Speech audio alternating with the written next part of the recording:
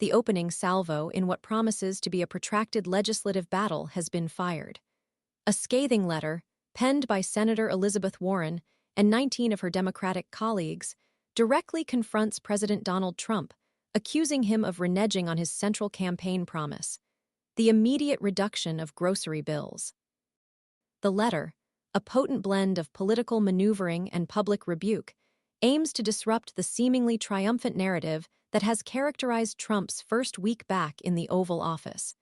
It serves as a pointed reminder to the American electorate of the core issues that propelled him to victory, forcefully highlighting the stark contrast between his campaign rhetoric and his current actions. The letter's authors strategically frame their argument around the undeniable reality of the 2024 election. They assert that a significant portion of Trump's voter base prioritized inflation and the economy above all else, making the issue of soaring grocery prices a particularly potent weapon in their arsenal.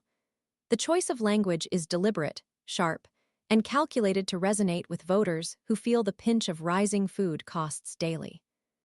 The phrasing, "A majority of people who voted for you shared that inflation and the economy was the most important for them in the election," carries the weight of statistical reality, aiming to underpin the Democrats' accusation of broken promises.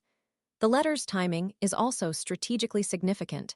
It appears designed to counter Trump's early post-election momentum, a calculated attempt to shift the focus back to the economic anxieties that underpinned his campaign.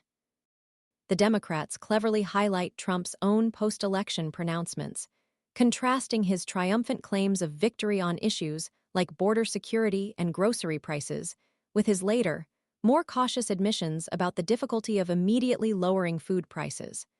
The stark juxtaposition serves to amplify the perception of broken promises and a disconnect between Trump's words and actions. The letter subtly but effectively references Trump's post-election interview with NBC's Meet the Press, where he explicitly claimed victory on the border: "I won on groceries." This bold assertion, now presented as a stark contrast to the reality of persistently high food prices, forms a cornerstone of the Democrats' argument. Their subsequent citation of Trump's more tempered statements to Time magazine, "It's hard to bring things down once they are up.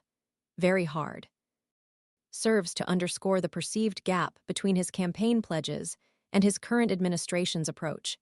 The White House response, delivered by Deputy Press Secretary Anna Kelly, attempts to deflect the criticism by highlighting President Trump's immediate action on unleashing American energy.